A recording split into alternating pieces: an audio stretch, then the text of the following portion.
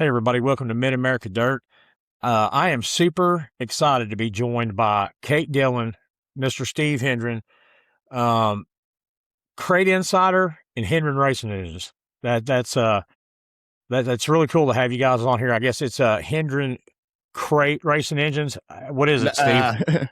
No, it's just Hendren Racing Engines. We've done one each of everything over the years. So let me start by this. Kate, how did you get into racing and where you are right now? Yeah, well, I grew up in racing. My dad is Dick Schiltz, and I grew up in Iowa. He was a major late model racer in the 70s and early 80s. In fact, he was the first one to put together a tube frame chassis. I know he's never really gotten credit for that, but he is the first one who debuted on the track with a tube frame chassis. And in fact, he's in the Iowa Dirt Racing Hall of Fame, which is cool. So I grew up around it. I was away from it for many, many years. I was living in Idaho. My dad and my brother were doing this racing trade show, and it doesn't matter what job I do, I always end up in like sales and marketing. So they invited me to come back and help out with the yeah, it is. So they invited me to come back to help out with the trade show. And I met this guy here, and being an engine builder, my brother was a racer as well. My brother is Dirt Rap. Is Jimmy Schiltz from Dirt Rap. So, I mean, I have a whole racing family as well. Cool. And so even though we decided not to continue the trade show after that 2013, had the idea for Crate Insider, obviously had the connection with Steve, who could give me the great technical information because I'm not a technician. And the idea was to provide great information for racers because there was so much. I mean, even before the term misinformation was so overused, there was a lot of it out there. There was a lot of it back in the day. So it was really, one of the concepts was to have tech articles. This is back in like 2014. And so going on 12 years of this, but tech articles to really explain how things worked and what was true and what wasn't. Started adding products, and then now there's a store. Awesome. So you're from racing country. I know Iowa, man. They tell me I've got to get up there and watch some racing in Iowa because I hear it's really good up there. Well, my dad raced like 5 nights a week, so we lived at the racetrack. Yeah, absolutely. Yeah, we lived at the racetracks. That's super awesome. And I've watched your videos, and I like them. You do a great job. I mean, it's super interesting to watch, and I appreciate you doing those. It's really cool.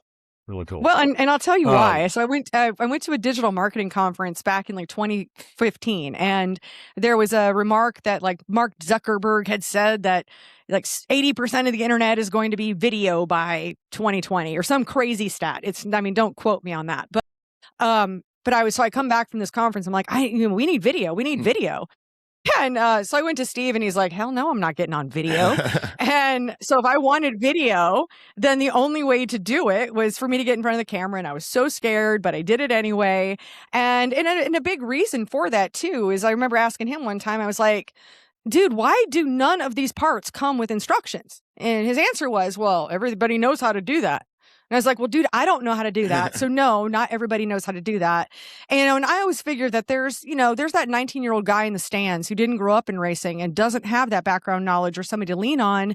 And so if I can provide that little bit of information, and, if it works for him, it's going to work for a lot of other folks. I think a lot of us become experts in certain pieces of our life or our work, but there's never anything better than sometimes you just need to go back to basics. So, maybe some of the stuff I present is really, really basic, and that's okay, because sometimes it reminds somebody that's been doing this for 30 years, oh, yeah, that's right. I totally forgot, that's why we do that. And so, Kate, that's really... I literally had a conversation with a racer today while we were talking about marketing. He's talking about exposure and everything. I told him, I said, why don't you do your own marketing? You do this every day. People that are in it, they do it every day. A lot of times they think it's mundane or not important. They do it every day. Changing an engine, washing their car. For them, that's not a big deal. But for people who don't see that every day or who don't know that are around it every day, that's interesting. It's interesting to people who aren't around it every day. And you can do that yourself. A lot of the racers can. So it is important to to do that and put that information out there, I think. Well, and today everybody's got one of these. So this is one of the best cameras that these cameras are actually better than a lot of the, I have several cameras now because I'm kind of addicted to buying gear, but but still, I mean, you got a camera right there in your pocket. It's got, throw on some AirPods and you got great sound. It's all made so much easier today. It was a lot harder. It was a lot harder in 2014 when I started, or 2015. Yeah, I bet it was. Steve, how did you get into racing? Oh, Lord. I was born and raised in California, Santa Cruz, California, to be exact. My parents were drag racers in the 60s, or late 50s, all the way through the 60s. And they ran super stock division, just outright drag racing back in the day. And my dad, he was always in automotive industry. And so he opened our business in California there in 1976. And I started working there when I was 12 years old. And he was building circle track engines and, drag motors and offshore powerboat stuff for people and all sorts of stuff like that. And so I started working for him when I was 12, and we'd go to the circle track like every Friday night and support, guys we were, building motors for, stuff like that. And I just got addicted to roundy around stuff. And so I started racing when I was 16 years old out there, dirt late model, jumped right in one and started racing that. Tore a lot of stuff up. But, I gotcha. You were racing dirt late models in California? Oh, yeah. NASCAR wins racing series. Wow, really? Yep. That is super cool. That is super cool. I hear that's pretty rare these days. Yep. To started see that late model in that area. 1987 was my first year. And so we did that, and I had a lot of success in that NASCAR Winston Racing Series deal, and that took me to go and racing in Australia and stuff like that. And then in 95 or 94, we decided to move out here to North Carolina, establish our shop out here, and moved here in 95, did that, and started building super late model motors, drag race motors, stuff like that with my dad. That went on until the invention of the crate engine. And Dad kind of saw the future of racing, being the crates are going to kind of take over a lot of stuff. And we just went all in on that and been doing that ever since. That's super awesome. How let me ask you this question. So how many average crate engines do you put out a year? Anywhere between, depends on the year, but anywhere between about 120 to 160. Okay. And for people that don't know, less here in the last few years. I gotcha. So for people who don't know, what is a crate? What is a crate racing engine? So basically, it's a GM built motor. The 602 engines and the 604 engines are production line built engines. So when we get them new, what we do is I take them completely apart and remachine them. So we're able to do what GM can't do, and we make all these engines equal. And so that's what we do to the brand new ones. And then obviously we freshen them and stuff like that. And then we also deal with the CT 525 engines. I'm not sure how many people are familiar with that out your way. Yeah. I wanted to ask you about that. So is that a crate engine? Yes, it is, but it's actually a hand built engine. So it's not a production line built engine. So those we don't mess with out of the box. We basically run them out of the box. Okay. So when I hear sealed, what does that mean? So these come from GM, no matter what you get, no matter what crate engine you get, they come with a bottle cap seal, on them. And then like when I take them apart, I seal for, the Rush Racing Series and, Crate Racing USA. And so when we put them back together, obviously we can't get GM seals. So they supply the seals, the series supplies the seals for the engines we put back together. Or freshen. Okay, so different builders seal for different things. A lot of times, yeah, like out your way, there's a lot of that IMCA, so they've got their own guys that do it, stuff like that. Where out here, like mostly anywhere from the Midwest this way, everybody accepts the Crate Racing USA seal and the Rush seal. Okay. So now for people who don't know, also, and I kind of think I know this, what's horsepower on a 602 and a 604? See, I do everything at the rear wheels. So I do like actual true numbers. Okay. To me, like an engine dyno, guys can fake engine dyno numbers all day long, where on my dyno jet chassis dyno, I can't do that. So it gives real world numbers. on average at the rear tires, like in a dirt late model, on a 602, you're going to produce, if you got the best of the best stuff, you're going to produce 365 horsepower at the rear tires, and you're going to be producing somewhere around 410 to 420 foot-pounds of torque. Whereas on a 604, you're going to be producing around 400 to 410 at the rear tires, horsepower-wise, and usually around 430, 435 torque at the rear tires. But like Okay. how they're rated from Okay. GM, when you look at GM specs, the 602 is rated at 350 horsepower, and the 604 is rated at 400. Right. And the 525 is actually rated at 525. Okay, is that where it gets its name from? Or the That's number where they from? get their names from. Yeah, Yeah. exactly. And the 602 and 604, they get their names from the last 3 digits of the part number. Yeah. It has Gotcha. nothing to do with horsepower. Gotcha. A 525, is it still a 350 block? No, it's an LS motor. So it's an LS3 is what it is. Okay. But basically a Corvette motor. Yeah. That they've, Okay. that they've redone for circle track racing. Yeah, Which you were means talking it's about it at the rear carbureted. wheels. Mm-hmm. Yeah. I'm sorry? I saw my first chassis dyno at Schoenfeld. Schoenfeld had showed me their chassis dyno. That's the first time I'd seen one of those. Mm-hmm. So that's pretty cool, and they kind of explained that to me. So it was kind of neat to hear about that Yeah. real time stuff, not actual numbers. Yeah. Yeah, and actual numbers. very repetitive, I mean, you get repeatable, so you can, I just taught at the Race Logic School, and we had a chassis dyno. It was a different dyno than what I used, but we still got our point across, and we were able to, show just simple changes that made power, and everybody's like, well, I think it blew a lot of minds, honestly, on several occasions on stuff we changed. Well, I mean, like at Schoenfeld, I didn't know that messing with the headers could change your. Oh, absolutely. that's huge. Absolutely. Huge. I know. Yes. Like I didn't know that. So Yep. I mean, I didn't realize they were doing that, but they do, test that stuff to. It's just it's science. I guess a lot of people don't really see how much testing goes into all this stuff. There's a lot of R&D, yes. Well, and that's the Yeah. thing about crate engines is that they are a limited horsepower application.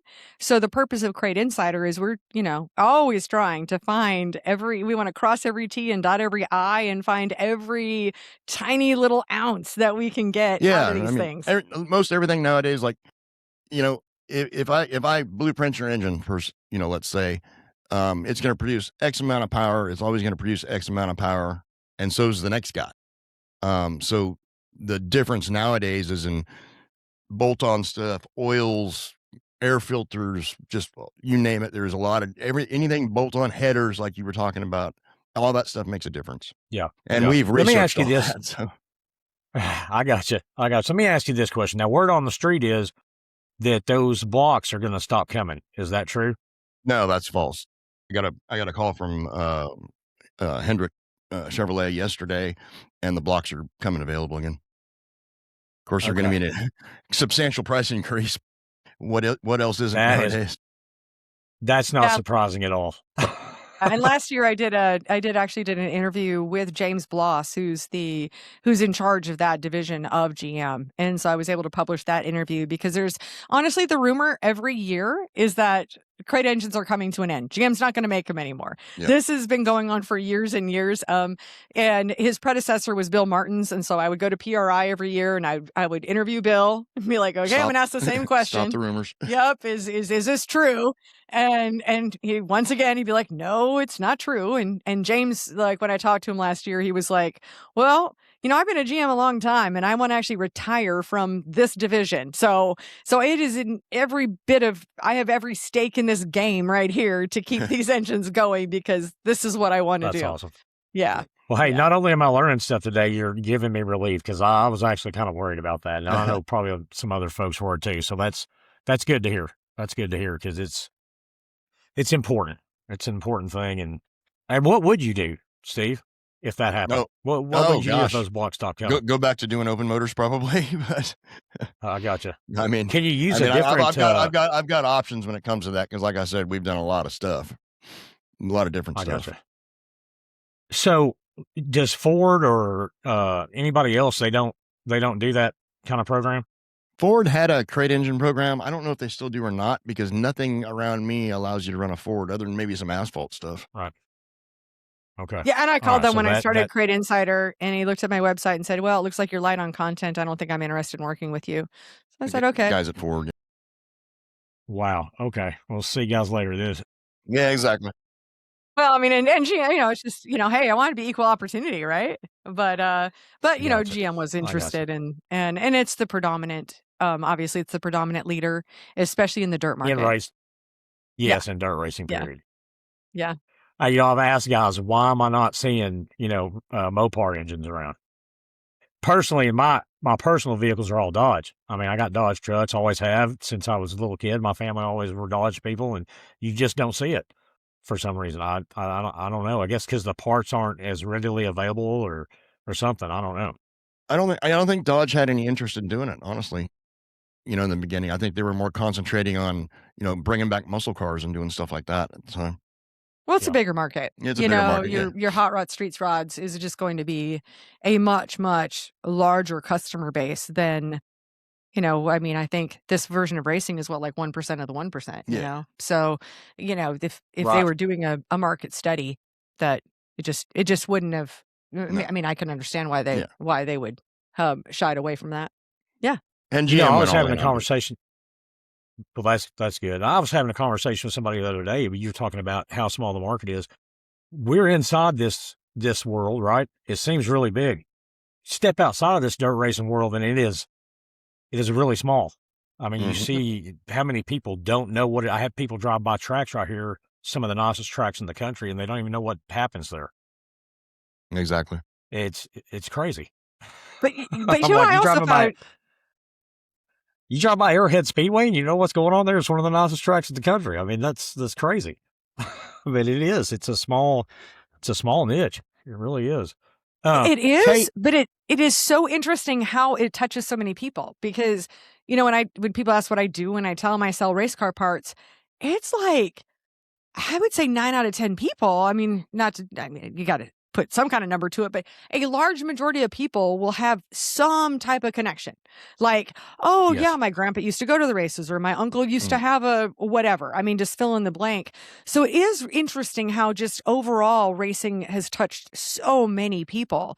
Even, not necessarily crates, but just in general, that it is, that it really does have a really, really wide reach with, the kind of like that 6 degrees of separation thing, that everybody knows somebody who's involved somehow in racing.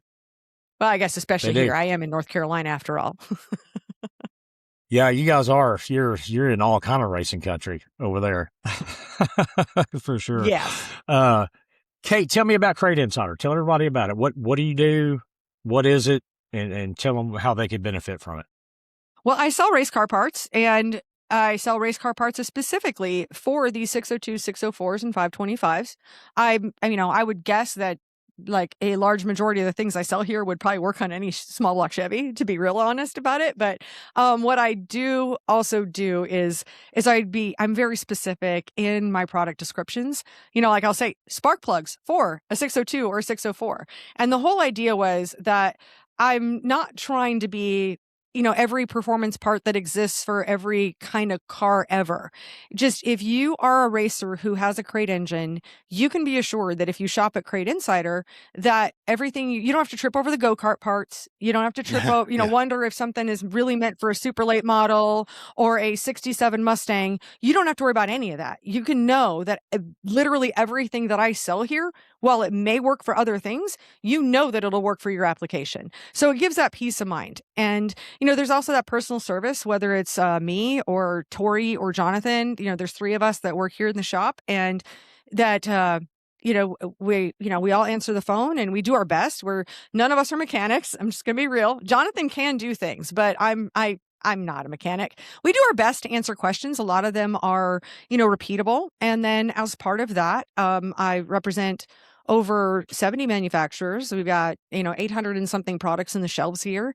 We show our inventory right online. So you can see, if you're looking for an air filter, you can actually see how many I have in stock. And so we really try to communicate that and we really try to find the best of the best. I don't care what you buy, whether it is paper towels or race car parts, you kind of have levels of good, better, and best. I don't really sell good. I mean, you can I've had somebody call and say, well, I could get a carburetor cheaper at a junkyard. Well, maybe you should go do that. Like, I'm not your girl, But so, there's just a lot of research that goes into the finding those better and best. I've got great relationships with my manufacturers. You'll see, I've got a YouTube channel with over 3,000 subscribers. So, hey, shout out, find Crate Insider on YouTube. Give us a subscribe. By the way, impressive. Your YouTube subscribership is impressive. That's exciting. And so that's, hey, congratulations. I know how hard it is. Yes, yours. You have more YouTube subscribers than I do. Listen, I appreciate all my people. I've got some good people. I really do. Yeah. It's fun. It's fun.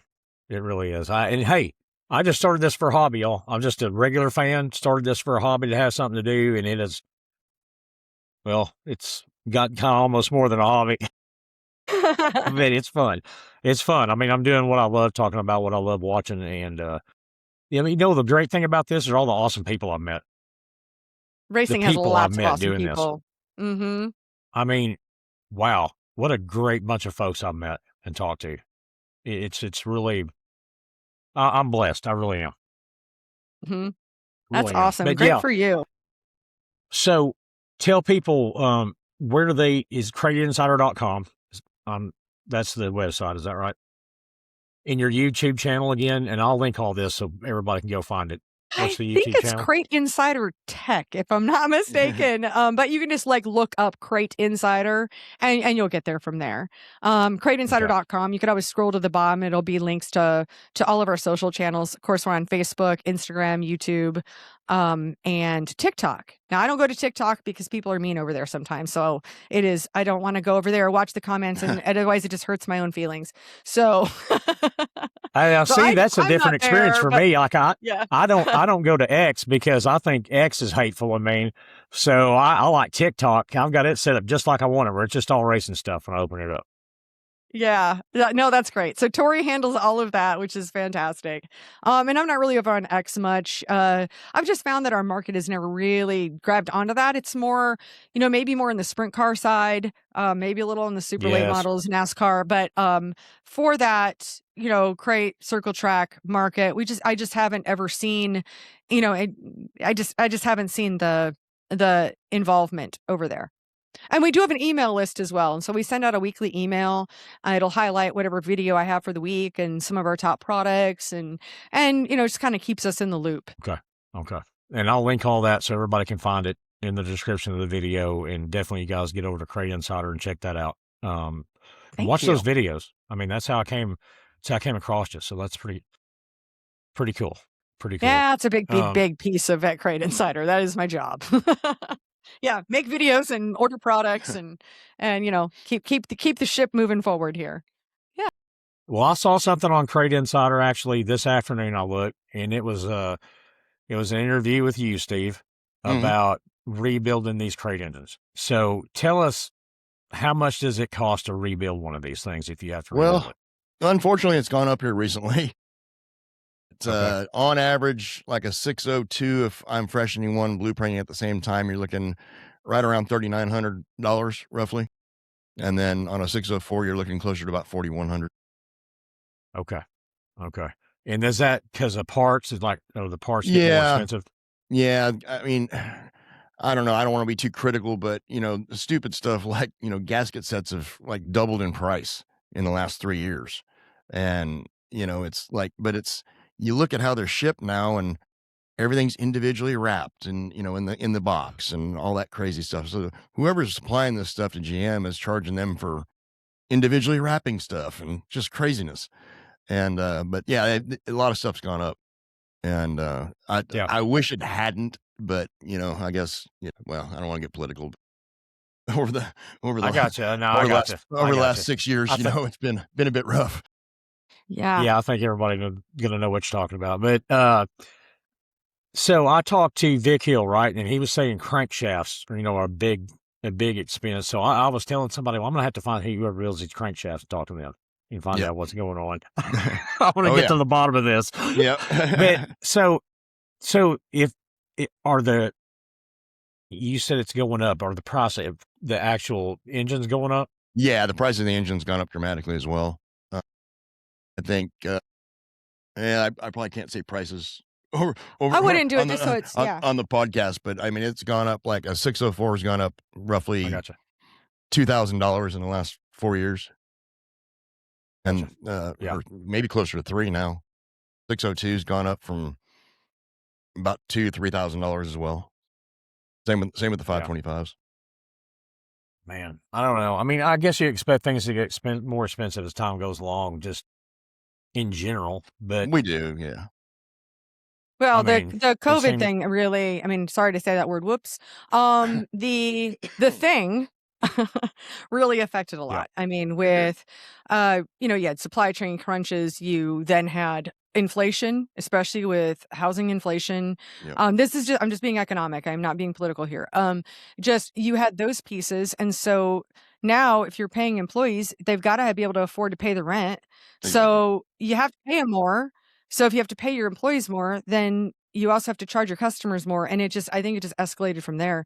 I mean, in the before times, we would get for race car parts pricing, we would get a new price list like just once a year, if that. I mean, it would be maybe November or Or January, January, yeah. one of those two. But after that, just because there was just so much chaos, It was monthly. it was multiple times a year, and it became very difficult to keep up Yep. with that. But we really worked hard at that. Sorry about the sun. This is what it does at this part of the afternoon. So I tried to do yeah, a light here, you're but fine. it is what it is. Yeah. But yeah, I mean, it has. I mean, everything has gone up, and you do have to pay people to take care of it. I mean, to be able to afford to live. And if, McDonald's is paying $15 an hour, or some place like that, then if you're specializing in something, of course, that's going to go up. You know what I mean? So it's tough. It Yep. really is. Yeah. And most of our parts have what's called MAP pricing. So people may not know that. So for instance, I mean, if you go buy an Apple iPhone, I don't care if you go to Best Buy or the Apple store or whatever, you're going to see that same price everywhere because Apple has said this is the lowest price you can sell this product Minimum for. advertised So price. minimum advertised price, Okay. and we have a lot of That's that awesome. with race car parts.